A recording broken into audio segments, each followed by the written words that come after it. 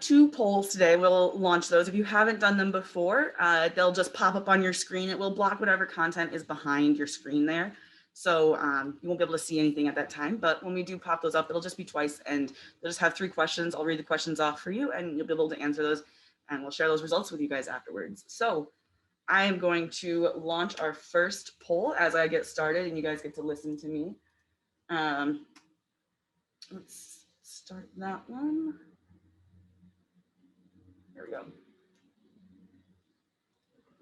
Okay, so getting started. Have you heard of Portland's Heritage Tree Program? Yes, very familiar. Yes, but I would like to learn more. Maybe, but I don't know much. Or not at all. Have you attended an urban forestry event before today? And have you read Dave's book? Yes, I have it, but I have not read it. I do not have it and I have not read it, or I don't even know what Dave's book is, which I'm gonna ask you what you got here today. So I hope you've read his book, or at least been aware that he does have a book. Otherwise you might be in the wrong meeting. Just to introduce you to Urban Forestry, Dave actually did work for us a few years back when he wrote this book. I believe he was working for Urban Forestry. And I'll let him introduce himself a little bit more, but to kind of just give you an overview of who Urban Forestry is, we have 3 main branches, outreach and science and planting, which is the part that I'm joining you from, which is how we're able to really add in a lot of those awesome programs, stewardship events, and other workshops to have learning opportunities and engagement for folks to really work with their community with trees. It also is what, under that is where we have our Heritage Tree Program, which we will touch on a bit today. Quite a bit today. Great trees around the city, and I'll tell you a little bit in a second about those. If you're interested in a lot more about heritage trees, we have a lot more on our website, and we do have a recorded webinar from last year where we were able to, we presented all about heritage trees, how you can find heritage trees near you and be able to both nominate and hopefully see new heritage trees in the future. We also do our operations, so folks who go out and do a lot of the pruning and street tree clearing, removals in parks, so those sorts of things, and all our permitting and regulations. So making sure that our trees are protected and safe, and that they're able to kind of continue to be a great resource and great service provider for our community for many generations to come. Just to tell you a little bit, let's see, I will end our polling now. We've got about 86% of the votes in, so I'm going to end that and I'm going to share that with you guys. So some of you heard of most of you have heard of the program, but you'd like to learn more. And don't worry, I will be sending a follow-up email after today's presentation. It'll include a lot of different connections and links to all those pieces so you can discover around the internet what items you'd like to learn more about, how to get involved with the Heritage Tree Program, the Heritage Tree Committee, and other items like that. Have you attended an urban forestry event before today? So about half and half, yes and no. Welcome to those who have not attended before, and welcome back to those who have attended in the past. We have really awesome volunteers who love to just learn more about trees and how they can really protect, preserve, and help those trees out that are in our communities today. And have you read Dave's book? Oh no, there's a high percentage of folks who have not read it and don't have it. Fortunately, it's available online, so you can download it. It was in on the tree bark articles and on our website, and it'll also be linked in our follow-up email. So if you have not read it, you will have access to it. You'll be able to download it, and maybe not this afternoon. It's a little bit rainy unless you're ambitious and a true lover of rain like a Portlander. But after it clears up a little bit, maybe you'll be able to take that walk that is included in the book. So really awesome resource, and hopefully you learn a lot more today. So there are some folks who don't even know what Dave's book is. We got about 22% of that. I'm going to stop sharing results. I'm going to just give a little brief chat on what our Heritage Tree Program is for folks who aren't aware of it. It is managed by Portland Parks and Recreation Urban Forestry, and it was written officially into our tree code in 1993. So we're almost coming up upon 30 years of that Heritage Tree Program. The trees are designated by City Council, and they are also, in order to have any removals or delisting, it does have to go through City Council. There's a ton of extra protections because these trees are some of the greatest, grandest, oldest, and most unique trees of our city, and we want to make sure that they have the best protections that we can possibly give them. And I'm going to actually now turn this over to Dave Hedberg. So I'm going to, I believe I'm going to stop my share, and I believe you can share when you would like to get started. Great, thank you, Claire. Can everybody hear me? Give me a thumbs up if you can hear me. Okay, great. I see some thumbs up. Great. My name is Dave Hedberg. I'm an environmental historian, and I live here in Portland. And as Claire said, in 2015, I wrote this book, From Stumptown to Treetown. And it's a 10-stop walking tour of Portland heritage trees. You can download a copy and save a tree.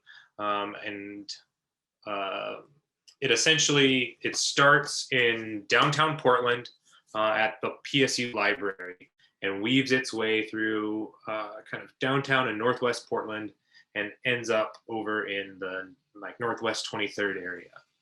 And so today, what I was going to do is share some of my research that went into writing this book. And because it was in 2015 that I wrote it, I've also continued to ask some questions. And so I've continued to learn more about the history of our urban forest. And so I'll share some insights and some new things that I've learned along the way. So if you have the book, or you plan on getting it and taking the walk, I'll talk about 3 trees today, and they will kind of be numbered in the book here. I'll be starting with a big oak tree, that's stop number 10, and then I will talk about stop number 2, which is an American elm, and stop number 3, which is a London plane tree. And then I'll give some more context to the history of how we got our urban forest. So with that, I will share my screen. I have some slides prepared.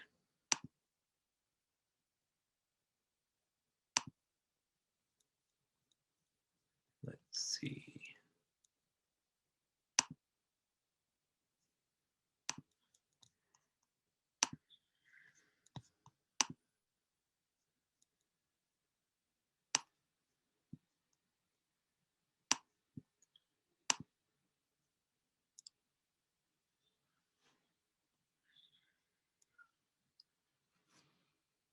Oh, wait, oops.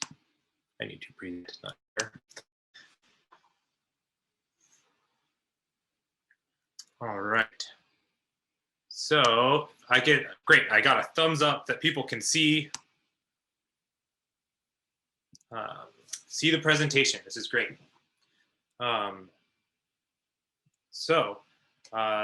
My remarks today are entitled Seeing the History for the Trees, an exploration of Portland's heritage trees and visionary tree planters. And we had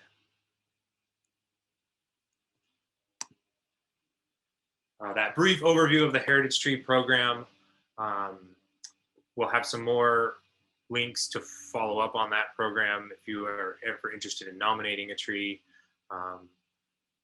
But this is basically a summation of what Claire already said. But the interesting part of the program is that it's actually started within the Historic Landmarks Program. So the Heritage Tree Program began as an extension of the same program that we use to record and honor historic buildings. And so I find that very interesting. It's kind of a unique thing in Portland's program that it starts from buildings and then moves on to trees. Essentially, the way I see the world, trained as a historian, and I study the environment, and in Portland, the way I see it, accidental. We live in a landscape that is deeply shaped by our human influence.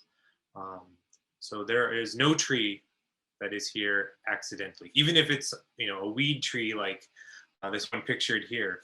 The fact that it remains, maybe it wasn't planted by a person intentionally, but the fact that it remains here reflects some human influence.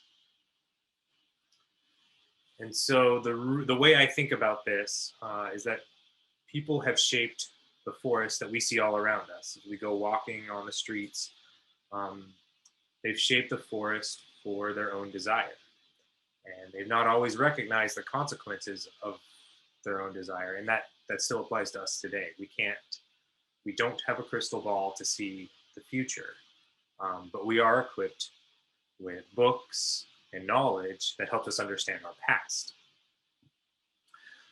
And so what I try and do is understand what people were thinking, what was going on, what is the context of the trees that we see today. Out of curiosity, like show of hands if you've ever participated in like a Friends of Trees planting or like an urban forestry pruning or planting workshop. Yeah, so I see some of you raising your hands. What I find really interesting about that is that's not a new thing. People have been doing this for a very, very long time. And that's what my research really focuses on, is who was planting these trees. So I'm talking about the indigenous Willamette Valley. It's an important place to begin. We today stand on the land of traditional Chinookan-speaking people. The indigenous people here since time immemorial were stewards of the forest here. And it's only, a few hundred years ago when European Americans, people like me, arrived here in Portland and the Willamette Valley, and deeply changed this forest. It's important, though, to recognize that indigenous people were long here managing this forest before people like me called it a forest. And it just happens that you can actually still see some trees that reflect that, trees that are older than the city itself. And those really, they tend to be our Oregon white oaks, the native oaks, which were the dominant tree type of the Willamette Valley. And so one of those is on stop 10 in the tour, but the Portland Heritage Tree Program recognizes over 23 oak trees. I think we might have a question. See those. Oh yeah, go ahead. Is it from Lisa? If you want to, are you able to unmute yourself if you want to ask your question? Okay, I wasn't. Thank you. I didn't have a. Oh, sorry. Yeah, there's two Lisas with their hands up. I'm sorry. Oh, sorry. I put mine in the chat. That's okay. Oh, did you get your answer in the chat, Lisa? Mine, never mind. I was just putting my hand up. He said, "Do you want hand?" Show oh, okay. I could do that, and then just a show of hands that you've participated. Right. Okay. Thank you. You followed. Okay, my question though was, where did that term "on the road of 1,000 wonders" come from in the Gleason photo? Oh, the where did that term "the road of 1,000 wonders" in that entry photo? Yes. That's a great question. Actually, I don't know the answer to that. I know that photo is a postcard on Gleason Street, but I don't know where that. I don't know the context to that term behind it. I can look that up and get back to you on it. All righty. It Thank looks you. like somebody found that it might be a book. It's on the Gutenberg Press online, so it is in the public domain. It appears. Great. So, not too sure. Might have to do some research. Some active researchers. Yeah, there's some researchers here today too. That's great. Yeah, and as folks have questions, if you put them in the chat or raise your hand, I'll try and answer them as we move along. And if not, we're going to have some time at the end for more discussion and questions too.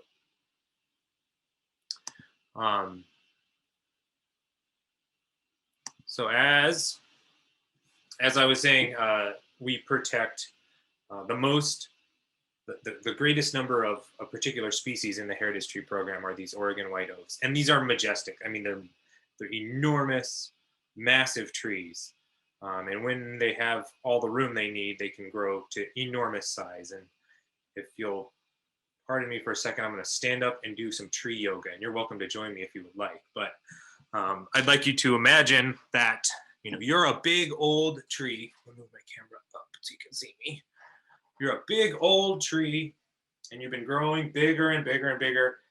And, you know, you're maybe a 200-year-old tree, and the city of Portland is just being, you know, platted and built.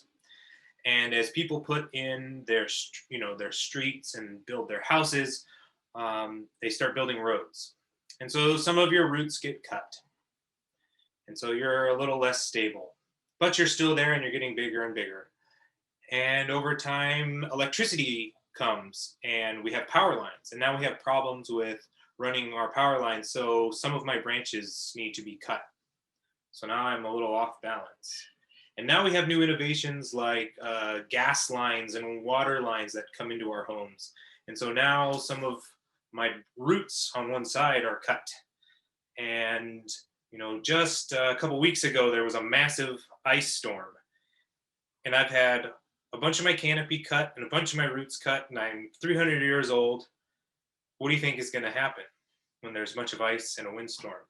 I'm no longer anchored, and so I'm going to fall. And we ended up seeing a lot of our big old oak trees suffer in this recent storm. Now on their own, you know, when they're out in the Willamette Valley in this oak savanna that they originated in, you know, that's not a big deal. But because they live around us, they create, you know, they're problem trees. But a lot of the problems are the result of our living around them.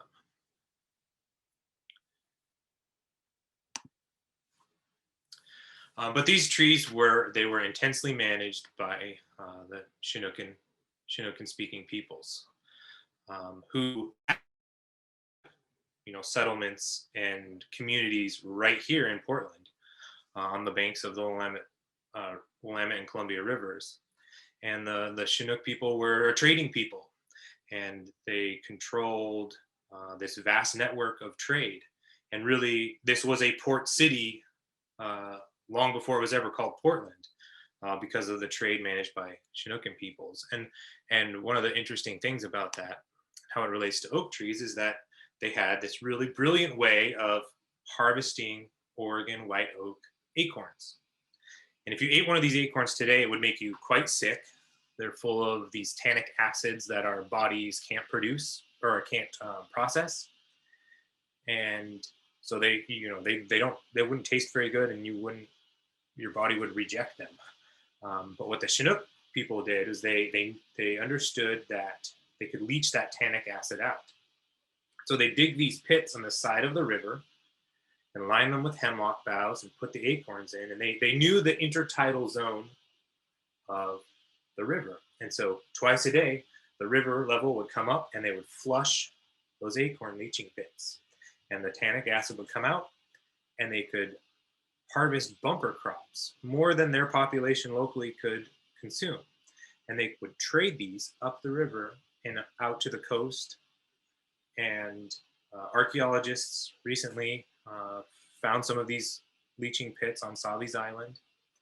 And they really stand as evidence of like how that oak landscape, that oak savanna, through the use of burning and management, fed a community and created an export crop. And those oak trees that we see today are really reflective of that.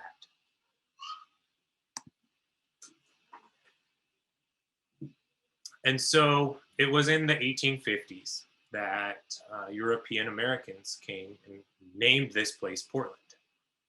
And we have this common nickname for Portland called Stumptown. This is a picture that really reflects that. The early settlers came here and they saw that vast forest that had been managed and stewarded by the Chinookan people, and they cut it down. That became the lumber that built the city, it built our homes, it heated industry. But what was left was this kind of barren wasteland of mud and stumps. And kind of quickly people realized that that was also a problem.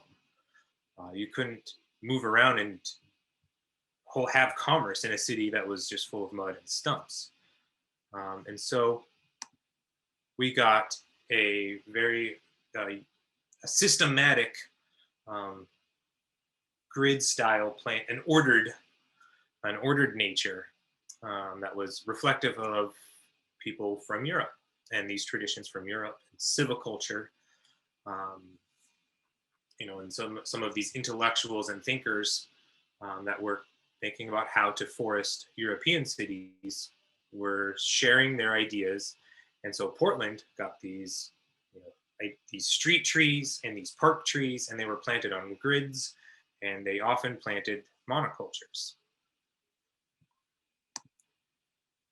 And so this science of urban forestry really in the 19th century, it was really being popularized. There's lots of trade publications, there's lots of journal articles, and it happens that, Portland is reforesting right at that time too. So it joins this kind of global scientific community thinking about how to plant and plan trees in a scientific way, using scientific management. And so there are all kinds of articles about how to properly plant a tree and what tree to select and how it should be planted, where it should be located, how it should be watered, all of those things. And so what we get by the 1870s, I love this lithograph. It has, I don't know if you can you see my mouse? Okay. I love this lithograph because it shows, the West Hills, and we kind of see this this forested, conifer forest, like Forest Park and Council Crest. This is actually a Council Crest, and then we see the city below, and it's it's growing, but all here we have these street trees ordered along in these nice even rows, and this lithograph actually corresponds to buildings you can see today, and some trees you can see today, incidentally, which I'll show you. So here's a London plane tree. This is stop number 3 on the tree tour. This is a London plane tree that was planted for the family of Sylvester Farrell. He's an interesting merchant person in early Portland history. It's right across the street from the Arlene Schnitzer Concert Hall and the Portland Art Museum. And this is one of my favorite trees. I highly recommend you go check it out. But one of the things that I think is quite fascinating about it is that it comes at this time. It was planted. Here's the tree a few years ago, and here was the tree when it was first planted about 1880. This was Sylvester Farrell's house. The house is gone. There's a parking lot here. The tree has remained. It's a London plane, as I said, and one of the interesting things about London planes, it's a cultivar tree, so it's a hybrid cross of the American sycamore tree and the Oriental plane tree. And the mythology goes that it was kind of bred in England in about 1660, and it became very popular in London. Really gained its popularity in the 1800s in London. And if you think about it, London in the 1800s, it would have been a wet and muddy and smoky place. In fact, maybe let's all just take a nice big deep breath here and just in through your nose and out through your mouth. And when you do that, one of the things I think about is how awesome it is, how nice it is to have clean air. In the 1800s in London, or in the 1880s in Portland, the air would have been very, very different. People would have heated their homes with coal or wood. So we'd have a very smoky city. There'd be a lot of soot. There were, on a rainy day like this, there was no asphalt. So we'd have a lot of mud, a lot of muck, a lot of manure. Sewer systems weren't what they are today. So it would be a kind of smelly, dingy, stinky place. The London plane tree is an excellent urban street tree because it helps filter the air. And one of its properties is, it helps filter the air, clean its, take out toxins. It has this really bumpy, flaky bark. When you go see the tree, be sure to touch that bark, that bumpy, flaky bark. That's actually an adaptation of that tree that helps it filter toxins. So it's actually, expelling some of the bad stuff that it's filtered. So these trees people knew that at that time, and so they planted a lot of them in urban environments to help clean the air and to help, collect and filter rainwater. All of these things were known in the 1880s when this tree was planted. And with it, in 1880, the same year that tree was planted, the city passed a tree ordinance. And it was essentially to promote the planting of its street trees because they knew the benefits. And so it gave some very strict penalties. If you hitched your ox or your horse to the tree, that was a big concern for a young tree. The horse might wander off to greener pastures across the street and uproot that tree. So there was a recognition that there was a significant investment in planting a tree.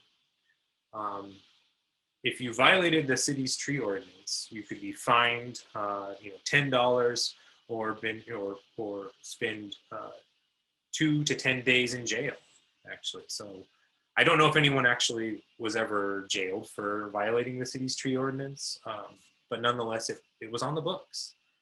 And to me, that shows the level of consideration that was going into reforesting Stumptown.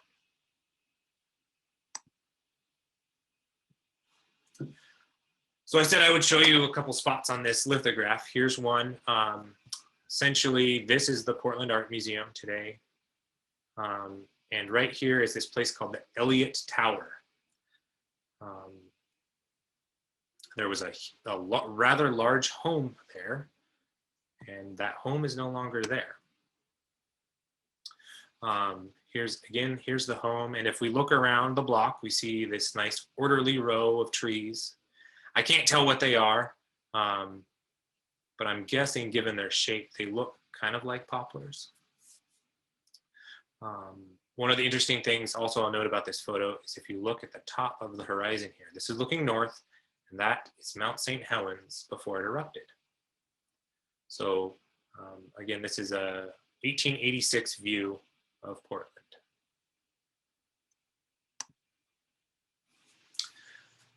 So some of the earliest plantings in Portland to reforest Stumptown were these Lombardy poplars. And it was all the rage in Europe. And so these trees were planted in these orderly rows. And in fact, the South Park blocks in Portland were planted with these poplar trees. Well, it just turns out, if you know anything about these poplars, they don't live very long. And so if we think about, 1850, 1860, those trees were planted. By 1899, a visitor to Portland was alarmed at the state of our street trees and wrote an op-ed in the Oregonian in 1899, urging the planting of trees with reference to the future and at a distance from each other sufficiently great to ensure against the eventual crowding of the foliage. They were encouraging some better scientific management. The understanding of the science had changed. And so there was this, this big problem. What are we going to replace these trees with? And so what we find is that people really landed on another monoculture, but they picked the elm tree, the American elm. And I find it interesting, at that time 1870s, 1880s, 1890s, there was this resurgence in a desire to plant elm trees, and they modeled that with this idea of civic duty. So this is heritage tree number 1. It's stop number 2 in the book. And I think this is probably the oldest elm in Portland. It's an American elm. And it was planted by Rosa F. Burrell. She was a social reformer. She had a large garden and planted this elm tree right next to her house. And it still stands here today.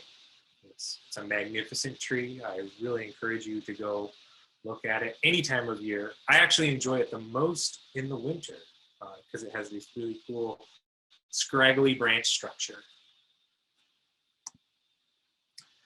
But as I was saying, they planted the tree with this eye to people planted elm trees in particular at that time with this resurgence in the idea of civic duty. And if you're familiar with the American Revolution, you know, there were these banner flags that you know, people used during the American Revolution, and one of them was actually the Liberty Tree, an American elm tree. I find that kind of interesting, given the way those flags are used today.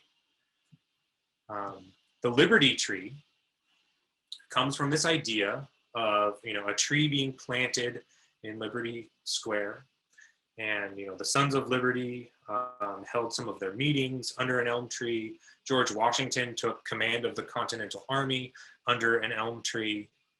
You know, they are memorialized. Here is a kind of a rather graphic depiction. The Sons of Liberty tarring and feathering John Malcolm under the Liberty Tree. This is where the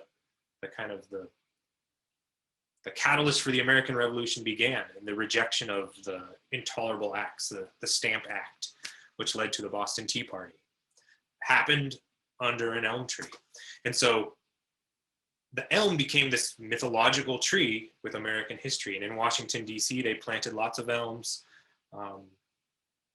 It became this tree that had all of this mythology behind it. And this is a little piece I'd like to read from a student that was published in an Arbor Day manual. And this is a great book.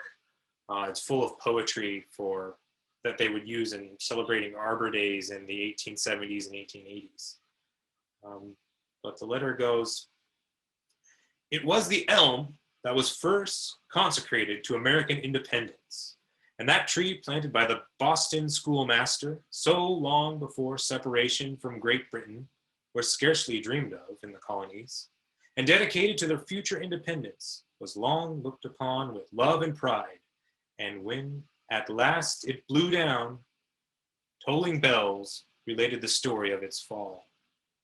It was also the elm that shaded Washington on January the 3rd, 1775, when he took command of the American army at Cambridge and began that long public life, which exhibited such brilliant talents and won himself the deserving title of Father of this country." And remember, this is 100 years later. "We have been an independent nation for more than a century, but this tree still stands, and its massive trunk and wide-spreading branches form a fitting emblem of the prosperous nation that started out, as it were, from beneath the shade. And in it are centered fond remembrances of our revolutionary fathers. Years will pass away, and Providence permitting, these trees which we plant today will become sturdy elms. Those who are now school children will take their part and hereafter become old men and women. But wherever they are, whether they are in honor or in disgrace, in prosperity or adversity, their happiest recollections will be centered in these childhood days and these elms marking this Arbor Day." I find that interesting because it really shows what people were thinking when they planted an elm. And about this time when Rosa would have planted her elm. You know, it was this common thing. 100 years had passed, and there was this thought of, well, let's plant an elm to last another 100 years. And that tree definitely has, you know, lived another 100 years. I think the way, though, that we think about the American Revolution and the language that they used when they planted those trees has changed. But nonetheless, the intent, the idea of children planting a tree and being able to grow old, and new children being able to see trees that their ancestors planted, that idea still sticks with us.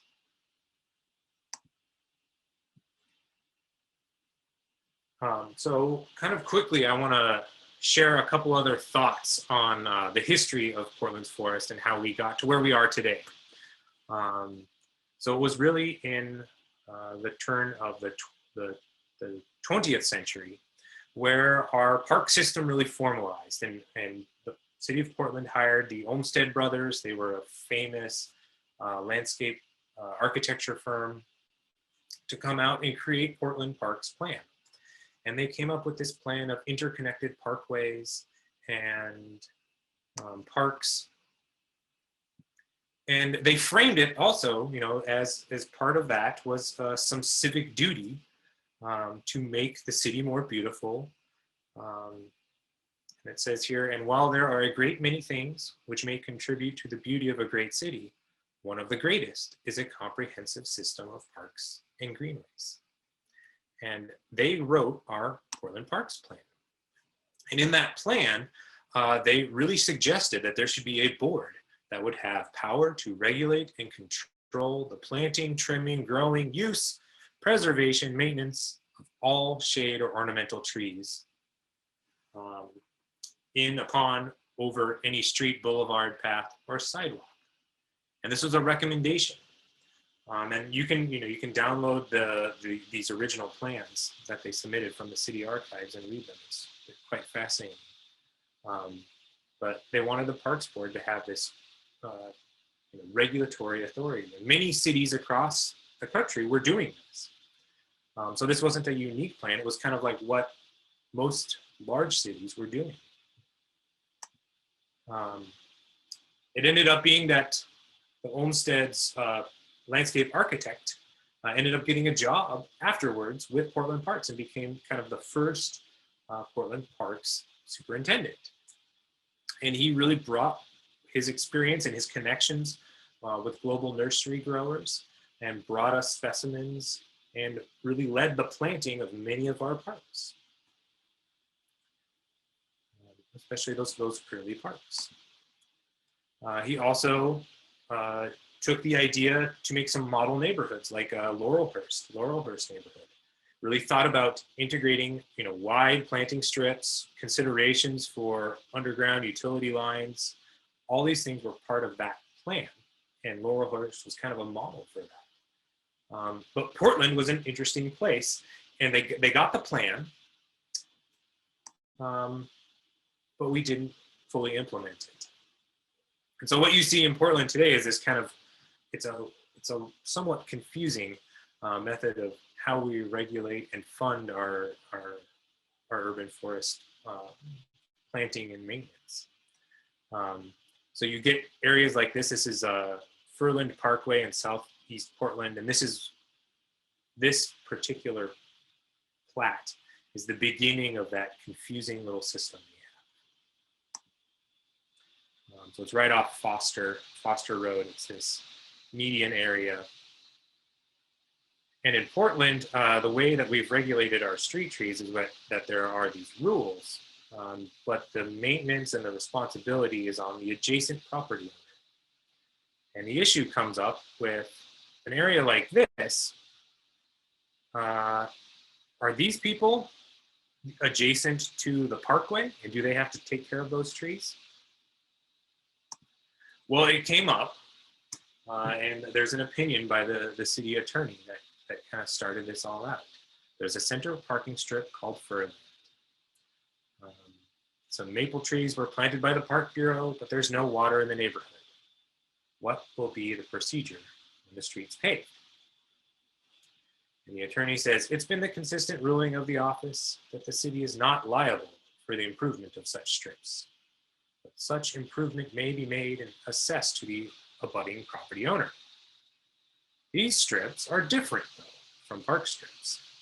Between the roadway and the sidewalk, and adjoining property owners can scarcely be expected to beautify and care for trees that that the strips between the roadway and the sidewalk. They don't have, you're gonna have to cross the street to care for the trees.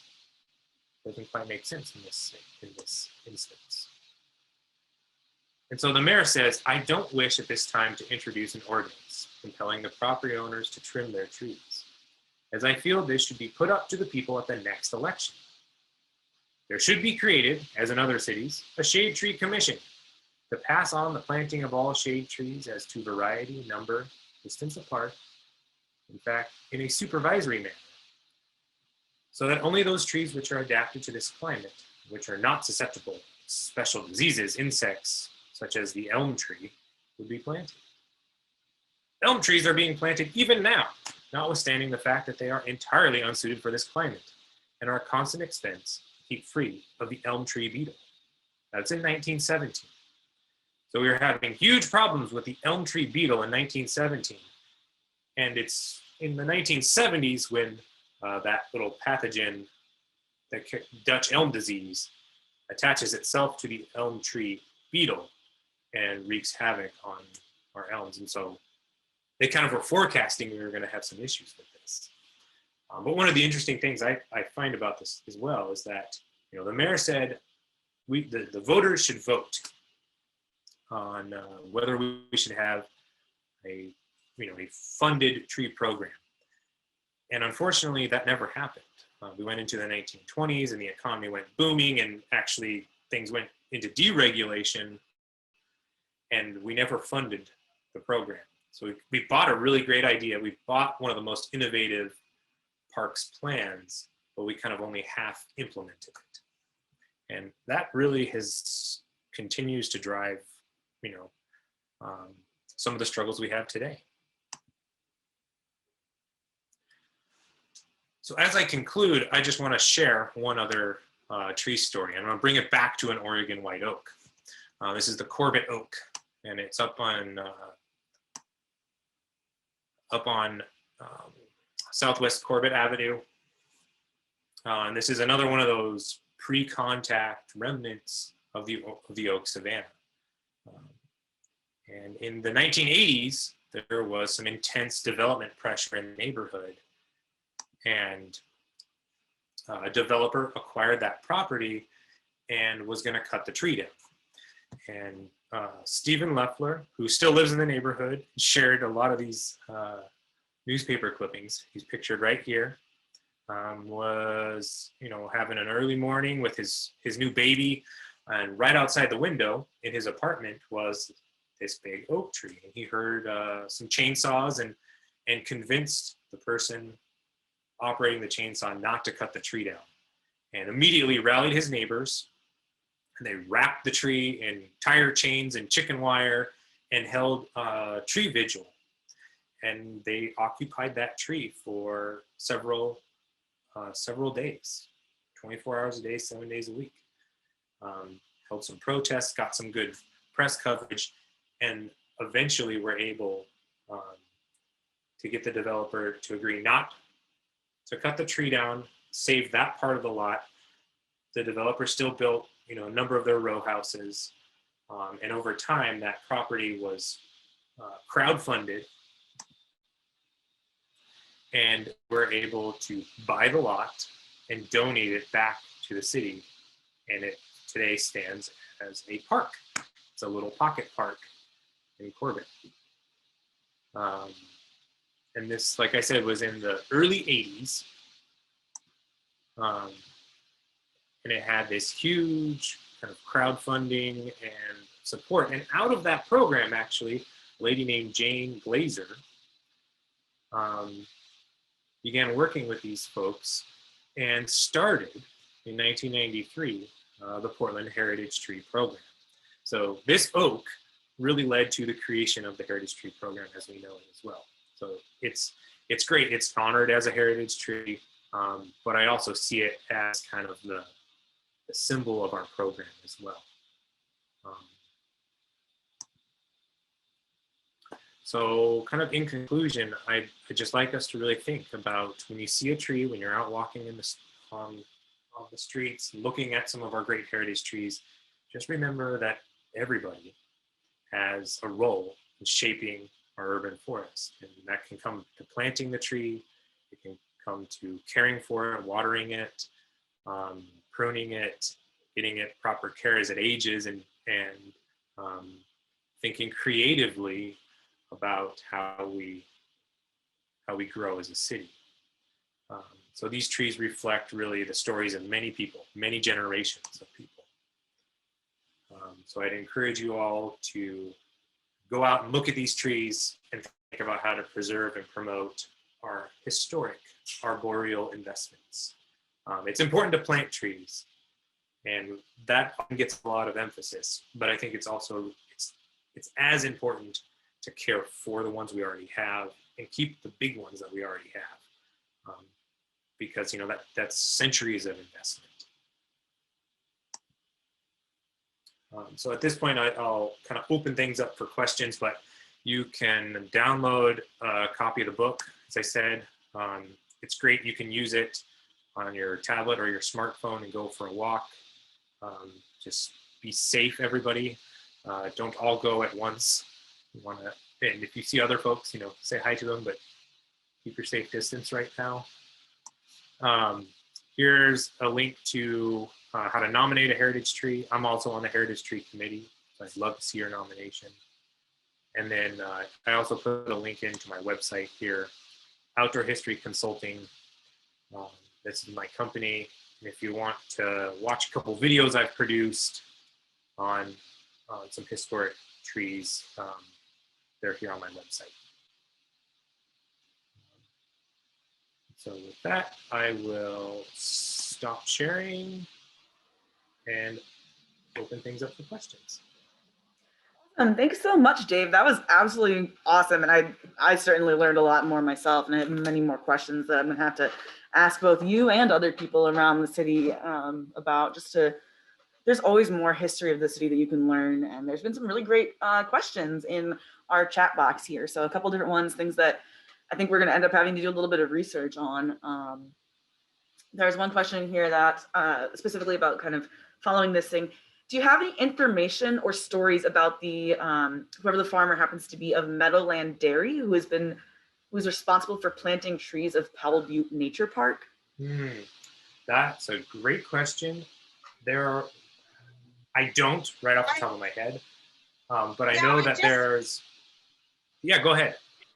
No, I just read that way back when Portland was getting its nickname of Stumptown because everybody was chopping trees down, he didn't chop the trees down because he was using them as a natural fence to hold in his cows. And that was why we have all these trees at Powell Butte Nature Park. So I just really liked the story. So I was trying to dig up more information on the farmer or farmista, just to have the story and then tell people who come to my public library, the story of the tree, so that young children can love trees too.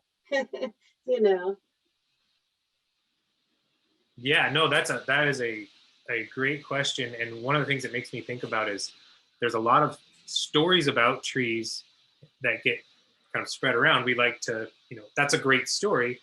And what I heard you saying was you'd like to figure out, some more documentation behind it. Right. And that's the struggle I deal with all of the time. It's like, I heard this great story, and I want to find that documentation. And so that's a lot of what I do is I'm having to go find that information. But it sounds like you work at a library. Oh no, I do that little free library at home on my urban mini farm for the kids because the library is closed, and give the kids in the neighborhood something to do. And so I like telling them my tree story, and it would be nice to be able to have more story, like his name or where he came from or whatever. Yeah. I maybe Claire can put it in the follow-up to everyone. When I worked at Urban Forestry, I created a guide on how to do this tree research. And so there's some tools you can use through Multnomah County Library. Like a lot of it you can do at home right now, just digitally. to help figure some of those things out. And if you end up finding more information, I'd love to hear it too. You can share it with me. Yeah,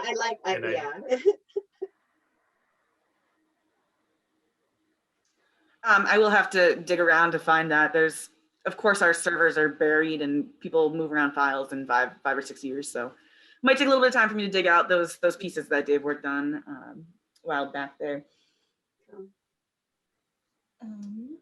There's another question here, pretty interesting. Riverview Cemetery is filled with many large specimen trees, many planted in early Portland. Was it custom to have to plant a tree for each burial? And have you been through the cemetery? Yeah, I hear that a lot about Riverview, and I have been through the cemetery quite a bit. In terms of the custom of planting a tree, not everybody got one. So it's not like every headstone had a tree.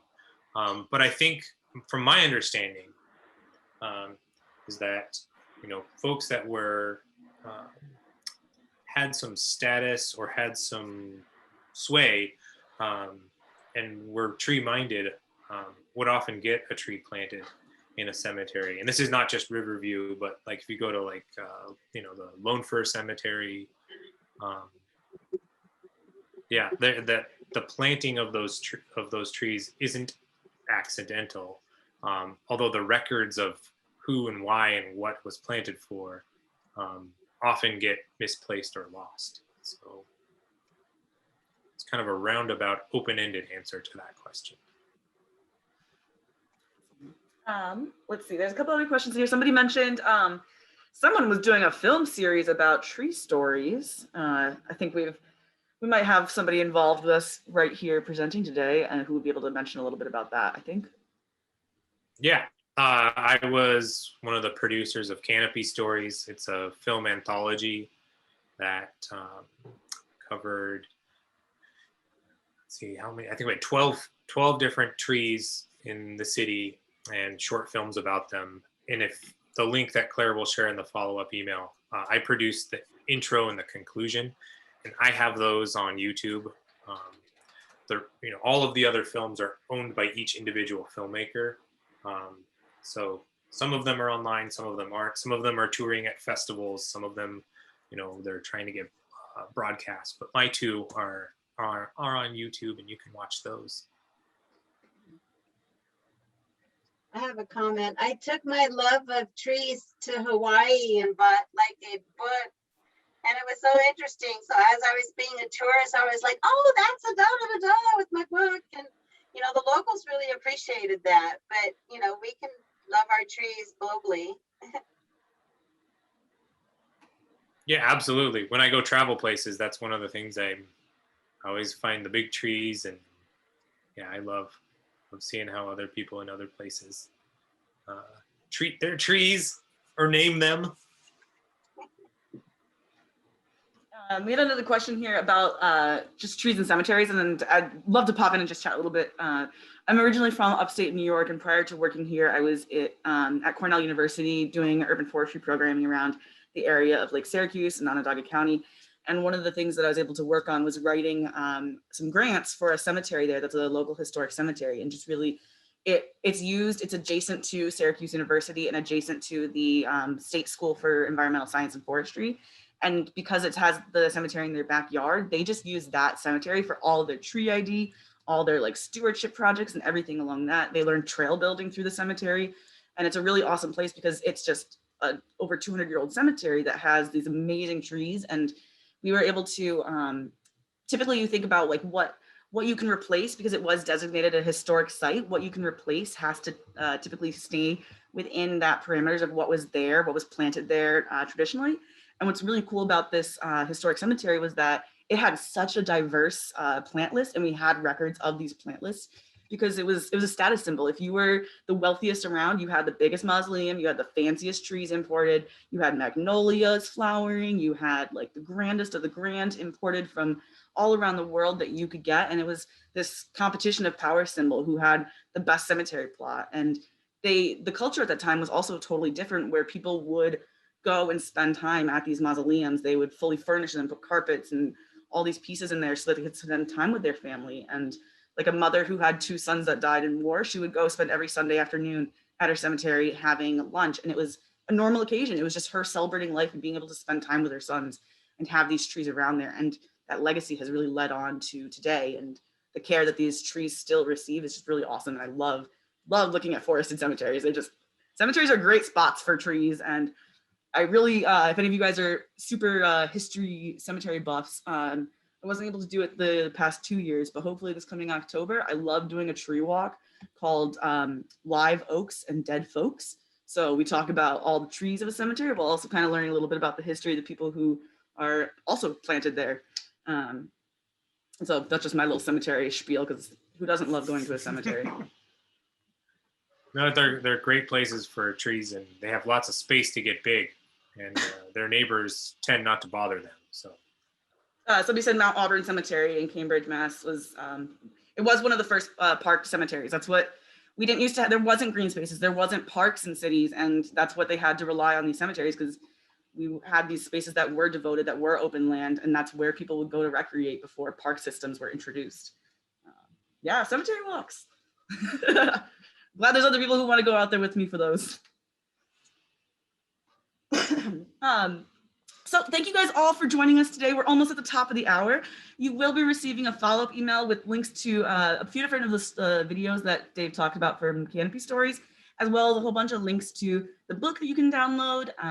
The video of today's recording will be available shortly. I cannot give you any guaranteed time range on when that'll be processed by our parks folks, but hopefully pretty quickly. They're pretty great at turning those things around. And when that's available, we'll be sharing that in our Tree Bark newsletter.